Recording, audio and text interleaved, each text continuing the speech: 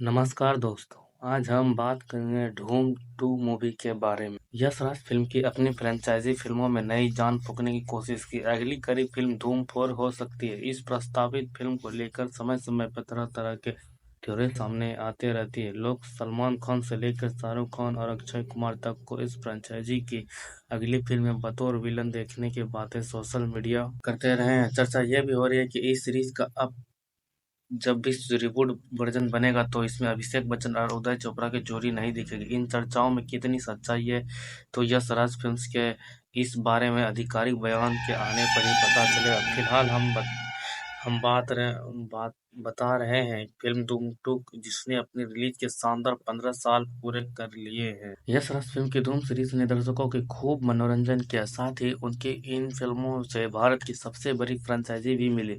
सही मायने में ये फिल्में अपने बेमिसाल दृश्यों के लिए जानी जाती है। ऋतिक रोशन और ऐश्वर्या राय बच्चन की ब्लॉकबस्टर धूम 2 के 15 साल पूरे होने के मौके पर इस फ्रेंचाइजी को लेकर और धूम 3 के निर्देशक विजय कृष्ण आचार्य उर्फ विक्टर ने इस फिल्म के मेकिंग के कुछ खास लम्हों को खुलासा किया है। फिल्म डकैती के उस सीन को आज भी लोग याद करते हैं जिसमें ऋतिक रोशन एक बूढ़ी औरत को रूप धारण कर लेते हैं। भारतीय फिल्मों को पसंद करने वाले दर्शकों के लिए ऋतिक रोशन फिल्म में आर्यन को एक बूढ़ी औरत के रूप में देखने के बाद सोचना भी शायद असंभव है। विक्टर बताते हैं कि धूम 2 में आर्यन का किरदार एक ऐसे इंसान का था जिसे आज तक किसी ने असली रूप में नहीं देखा था। इसकी वजह यह है कि वह भेष बदलने में माहिर था। आर्यन की इसी खूबी को फिल्म में दिखाने के लिए पहली डकैती की योजना बनाई गई थी।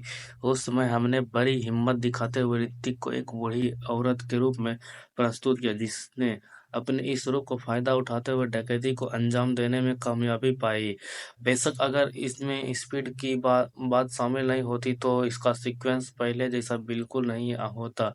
नामीबिया के रेगिस्तान में दौड़ती ट्रेन पर फिल्माया गया ये एक्शन सीक्वेंस फिल्म को मूड पहले ही सीन से सेट कर देता है। विक्टर के मुताबिक हम फिल्मों में डकैती के ऐसे शानदार सीन दिखाना चाहते थे जो दर्शक को दिलो दिमाग में लंबे समय तक कायम रहे, जिसके लिए लोकल हिस्ट्री के बारे में गहराई से जानकारी हासिल करना जरूरी था। साथ ही हमें दर्शकों को हैरत में डालने वाले विजुअल मूवमेंट्स की कल्पना करने थे। दूसरी डकैती की बात की जाए तो इसके लिए हमें एक हिस्टोरिक लोकल म्यूजियम में चोरी के सीन को पर्दे पर उतारने की योजना बनाई। वह कहते हैं, निजी तौर पर मुझे म्यूजियम काफ़ी पसंद है क्योंकि वहाँ आप हिस्ट्री को महसूस कर सकते हैं और ऐसा लगता है मानो आप बीते दिनों में वापस चले गए। दरअसल जय म्यूजियम में चोर को पकड़ने के लिए एक जाल बिछाता है, लेकिन इसमें सबसे बड़ी ट्रिक यह थी कि सभी लोगों को चकमा देते हुए आर्यन संग्रहालय में कैसे पहुंचेगा और लोकेशन की वजह से सॉल्यूशन खुद ब खुद सामने आ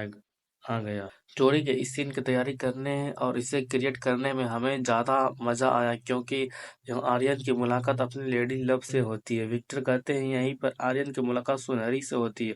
इसका पूरा स्ट्रक्चर एक सीन से कहीं बढ़कर था जो आगे चलकर एक एक्शन सीक्वेंस में बदलने वाला था। यह सीन इसलिए भी बेहद अहम था क्योंकि यह फिल्म के लीड पेयर के बीच की केमिस्ट्री को के लिए टोन सेट करने वाले। पीछे मुड़कर देखे तो यह भी मैं यही कहूँगा कि मुझे उस सीन तथा उसके बाद आने वाले सीक्वेंस को लिखने में बहुत मज़ा आया, जिसके बाद वे दोनों एक टीम की तरह काम करने के लिए मजबूर हो गए। इस तरह एक मॉन्स्टर थीफ और उसकी सांगनी की जोड़ी बनती है।